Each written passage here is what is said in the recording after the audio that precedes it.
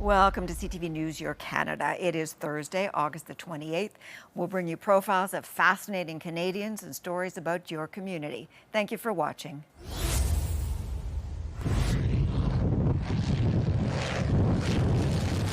You might just see this yellow PT-26 Cornell gliding through the skyline in Simcoe County as it prepares to be showcased in the Toronto Air Show this weekend as part of the Canadian National Exhibition. Sean Klisch is the pilot and cannot wait to see the amount of people at the show. It's going to be absolutely fantastic. You know, 1 million people at the CNE and along the waterfront in Toronto.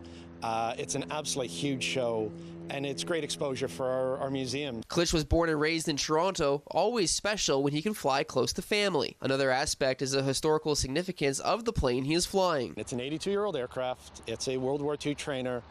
Although it's 80 years away from 80 years since World War II, we still have grandfathers and uncles and brothers of some people. There's still a connection. There's a strong Canadian connection. This is Canadian history. This is aviation history. History that anyone could fly in. And that's one of the ways that people can support our museum.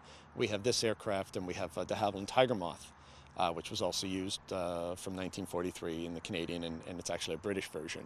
And if people want to come out and fly, it's an incredible experience in either aircraft. Creating the cherished moments for those like Anya Lee who flew in the Cornell for the first time. My mother was, a young child at the time, and I love aviation, so for me it was a treat to be in a plane that would have been used at that time, and just seeing how those pilots must have experienced things. I mean, it's a rough ride, and I just don't know how they did it. To see the plane in action along with many others, you can head down to the Toronto Air Show at the CNE. All the fun begins August 30th to September 1st and starts at noon. Luke Simard, CTV News, Clearview Township. Still to come, a local woman, pups, and a... For the past couple of years, Nicole McNeil and her 16-year-old son, Devin, have made a habit of coming down to the Sydney waterfront to watch cruise ships come in. Devin loves the ships. He loves watching the gangways. He loves watching the people. He loves the socialization. A couple of weeks ago, though, an encounter with a pair of visitors from the Majestic Princess, which was in Sydney on August the 14th, would change their lives. McNeil says they had been chatting with the couple from Maryland for only a minute or two while they were on land, but as the ship was leaving at the end of the day, their new friends yelled something down to them from the boat's deck. They said, "If we pay for a cruise for you and your son, will you take him?"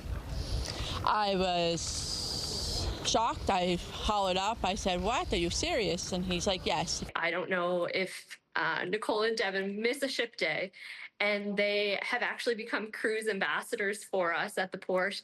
The cruise manager for the Port of Sydney says everyone who works there is thrilled to hear that the visiting couple made good on their offer, and that McNeil and her son have been booked for a 7-day cruise aboard a Princess ship, all expenses paid. Nicole is such a dedicated mother to Devin, and she really puts him first. So I hope that she gets to really sit back and relax with him, and it's very well deserved. We can't wait to hear all about it when they come home. Nicole and Devin are set to fly out from Halifax to New York City next Friday. They board the ship in the Big Apple on Saturday, September the 6th, and then travel up the East Coast, finishing full circle at their final stop in Halifax about a week later. And I just can't wait to see his face when he gets to go, when he's actually on board and he actually knows that he's going to sleep on the cruise ship. McNeil says if they were to pay for a cruise themselves, she would have had to save up for a long time. And I'm going to try not to get teary-eyed, but it's just amazing to see. And there's no words. There's not enough thank yous for what they did for my son here and me. And while the trip they're about to head out on will last about a week, she says that the gesture of kindness is one that she hopes will turn a pair of strangers into friends for life. Ryan McDonald, CTV News, Sydney. Diane Riley dedicated her life to her family. Her daughter Patricia and son Michael have special needs. At 89 years old, Diane lives with both her children at an assisted living facility in Vaudreuil. I like having them around. They're good. But earlier this year, Diane says she was scammed. In February, she says she got a phone call from someone who said he was part of an anti-fraud squad. He told her her account had been compromised. They really sounded professional on the phone. She says they told her they would send someone to pick up her bank cards. They did. And then, she says, that's when the phone calls, text messages started. Then after that, I really got scared. On top of it, Diane didn't realize that her rent checks were bouncing back and almost lost her home. Her niece, Emily Riley, says the situation is stressful. Could you imagine being 89 years old and having 2 kids with special needs in their 60s?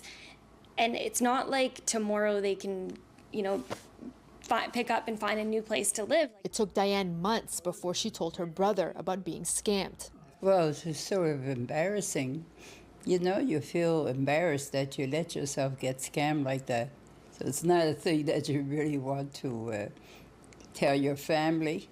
Riley says they filed a police report, and while the assisted living facility is understanding of the situation, Diane still needs to make up for those missed payments. So her family is hosting a fundraiser event on Wednesday. I lost a lot of money, so now we're trying to recuperate.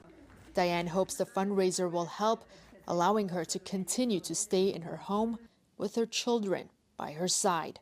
Sweeta Rassi, CTV News. Waiting in the queue at an emergency department can take hours, and depending on the severity of your symptoms, that length of time can continually be increased. A new pilot program at the Sioux Area Hospital aims to reduce those times for those on the lower end of acuity. The emergency room is a very unpredictable environment, and our priority is, of course, always the highest acuity patients. And we don't want low acuity patients to have to wait a large amount of time in our wait rooms because they can be very crowded. And crowding, of course, as we know from the pandemic, can lead to a greater risk for infection and also decreases patient satisfaction and reduces our overall efficiency. The virtual home waiting room is for patients who have at least one of these 9 symptoms, including earaches and minor cuts or scrapes. The hospital's website has the full details, and it's also where patients with less emergent needs can join the virtual queue. After inputting their information, they will receive texts on the hour of their spot on the list. It is essentially lets them know that when they're told to come to the emergency room, that is the most opportune time to minimize their wait in the emergency room. But it's not an opportunity to skip the existing queue. Even though the home waiting room is new, officials are satisfied with the early results. We're only 1 day into this project, and the patients who did use it waited an average of an hour at home. And then when they joined to be seen in the emergency room, they joined our usual queue, and our average wait times have been around 3 hours. Hospital officials hope to eventually expand the virtual home waiting room to include more than 10 patients. They add that feedback is critical to improving the pilot project and invite all patients who use the queue to review it. Corey Nordstrom, CTV News, Sault Ste. Marie. It was a whirlwind of emotion for Jonathan Hooker upon his return to the province where he was born. It's the first time I've actually laid eyes on my mother. It's all a bit overwhelming to be here today, so yeah, it's pretty cool. It was a return 5 decades in the making. Hooker was taken from his birth family in Moose Lake First Nation in 1975.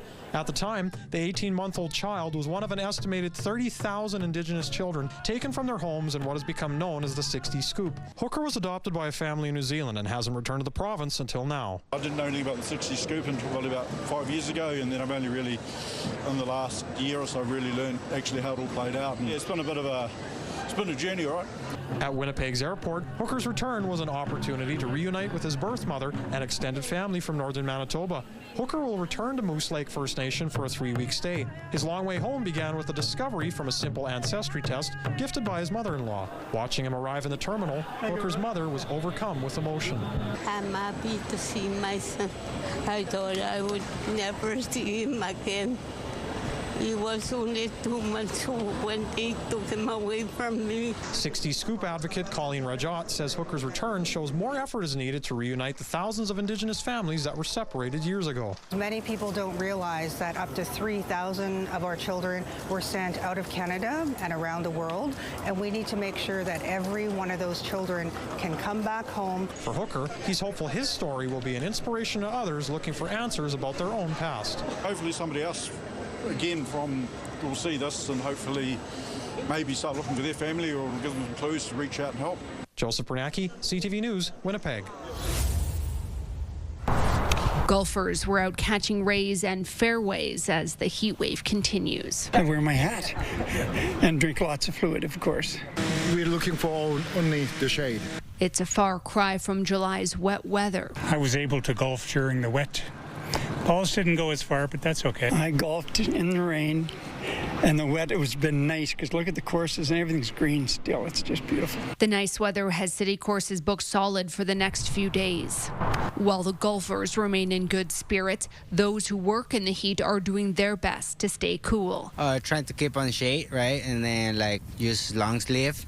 So it keep like the sun away from you, and then use a lot of sun protection. Staying in the shade, definitely communicating with the people around you to make sure that they know how you're feeling.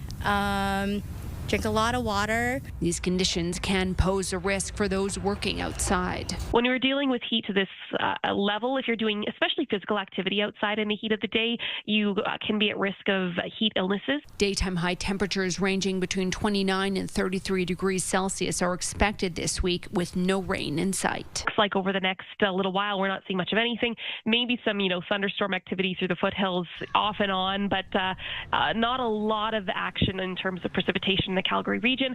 You saw some rain on the 20th of August, but not much since. So it's been a little bit of a dry stretch, and that continuing this week. A run through the sprinklers will help cool you down. At least that's what some of the animals at the Wilder Institute Calgary Zoo are doing. A little roll in the mud acts as a natural sunscreen for these Red River hogs, though I wouldn't recommend that technique for everyone. Jacqueline Wilson, CTV News, Calgary.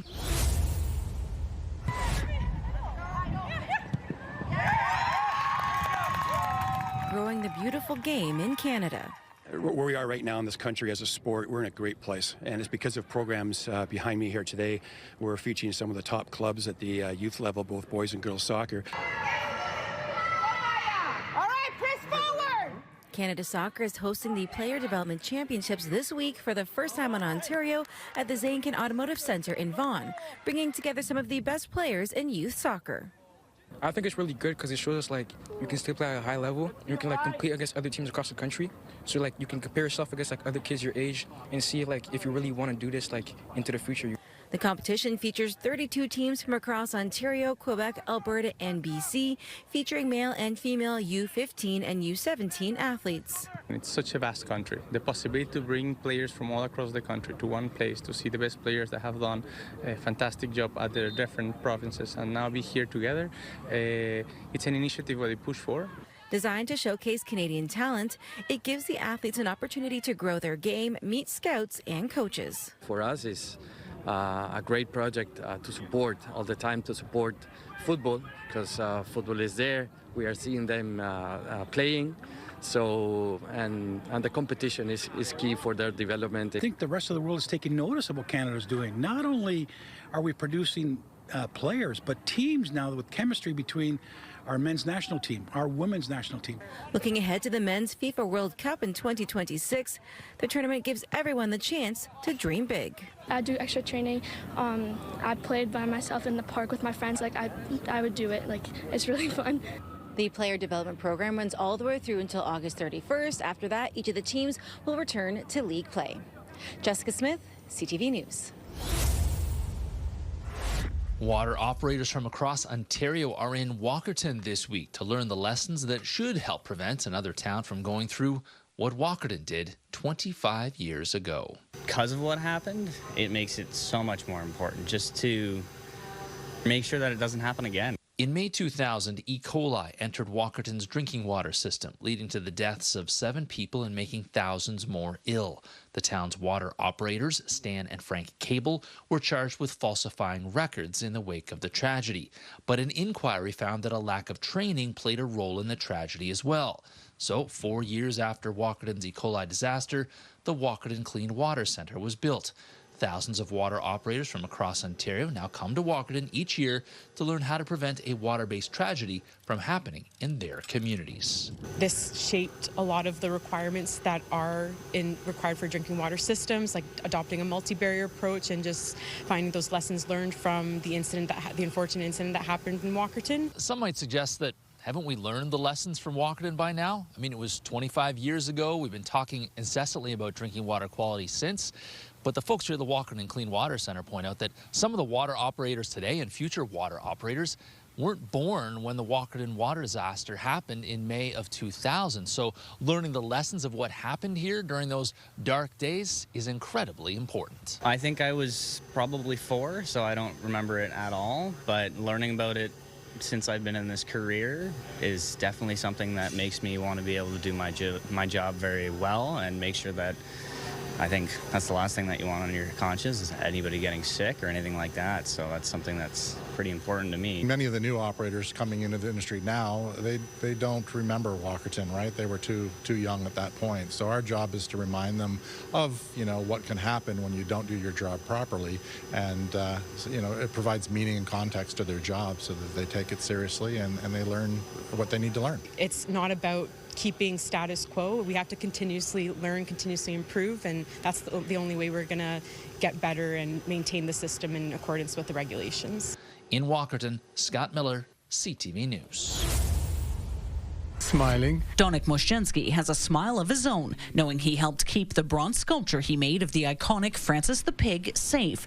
In 2023, while showing a friend his work, he noticed the sculpture mounts had been cut. The only thing that I could imagine is somebody had prepared it to steal that very night. It's hard to say, what the intent was there. So once that was noticed, we immediately took Francis off display. The pig's disappearance didn't go unnoticed. I was told that there are many letters from kids asking for him to be brought back. So that's gratifying. In the summer of 1990, Francis the Pig escaped a slaughterhouse in Red Deer, jumping over a 4-foot wall around the kill floor, making his way outside to freedom. The story became national news and I believe was even covered internationally. The pig eluded capture for months. People reported sightings and school kids sent letters pleading for the pig to be saved. Here was this pig that tested the odds and rebelled against the system and managed to escape to freedom. And people loved that. People loved that this little guy had created his own chance for himself. His story was immortalized in the sculpture that went on display in 1998. It's taken nearly 2 years to create a new base for Francis. There are 2 upright rails from a railroad in there, so there's not going to be much of a way to saw through all that. He also points out it's not pure copper, so there's little value if it was ever stolen for scrap. Francis is now in his new home near the Central Spray and Play Park. Well, it's delightful to have it there. The city is hoping to keep his new look a surprise until Friday's official unveiling. We've started a bit of a hashtag Francis Friday, and we're kind of hoping that we might make that be a thing annually. Amanda Anderson, CTV News, Red Deer. Labor Day and football go hand in hand in Saskatchewan. It's been part of my childhood, which was a long time ago. And the rivalry which it hosts each weekend is one Rider historian Rob Vanstone believes is the CFL's best. You have 2 teams at a certain echelon playing in this game. It takes it to a tier that's even higher, and that's a pretty high tier to begin with. All beginning 76 years ago, September 5th, 1949, the first Labor Day Classic played on a Monday afternoon between the Winnipeg Blue Bombers and the Saskatchewan Roughriders at Old Taylor Field. There's a crowd of 7,500 in attendance, which would be the biggest crowd to ever see a football game in the province up to that point. While the Bombers were running one of their plays, and the dog almost timed the waggle perfectly for the Bombers play near their goal line. Lots has changed in the nearly 8 decades since the blossom of this all-time matchup. The 1951 game here was the first one that I think you would call a classic. But each of the previous 59 games has lived up to its name. This will go quarterback.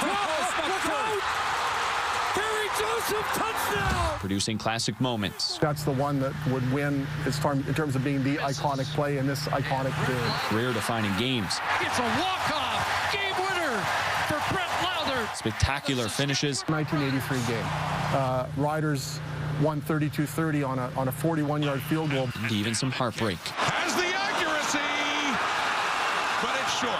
A game even the players know feels different. Heard fans say, I don't care how many games you win, just beat Winnipeg on Labor Day, so there's a lot of passion there. And the hope Labor Day will continue to bring classics for another 60 years. Donovan May, CTV News, Regina. When she first picked up a longboard, Katarina Hill never imagined it would eventually change her life. I'm really clumsy. Haven't always had the best balance. But she didn't have any other vehicle, so she just pushed herself around town. It's like, oh gosh, like that's so much better than walking. A couple months later, a friend sent her a video of downhill longboarders as a joke, but Katarina was inspired. I was like, oh, I would love to learn that. So every day, Katarina took every opportunity to teach herself to ride before meeting a community of boarders who gave her the confidence to race. It just kind of exploded from there. While Katarina was exploding to become top-ranked woman downhill longboarder in the country, it felt like her family was imploding. Katarina and her younger sisters lost their dad to a stroke, and then their mom died from cancer. When my mom passed, all my friends in the community, they just kind of came over to my house and started helping out a whole bunch, and it meant so much to me. Now, the 23-year-old is her sibling's legal guardian, and although she spends her days balancing a full-time job with caring for 17-year-old Rose and 12-year-old Tasia, Katarina still makes time to skate. Help, like, take my mind off all the negatives. Just being on my board going down a hill really fast, it just, oh man, it just feels really great. It also inspired both of Katarina's sisters to follow her path and start racing on street luge boards. I want to go and hang out with my sister and do it. She was like, oh, if you want to hang out, you got to practice. Now Rosehill is so competitive in street luge, both she and Katarina have qualified for this year's Downhill Skateboarding World Championships in Italy and have launched an online fundraiser in the hopes that their family of 3 can attend. Yeah, and I'm like really proud of her. Proud that young Tasia is a formidable competitor too. But ultimately, Katarina feels comforted knowing her parents would be proud. Their daughters are proving to be so united and resilient. If you crash in a race, you got to still get back up. And just like in life, if you have your crashes, you got to still get back up. Adam Swatsky, CTV News, Abbotsford.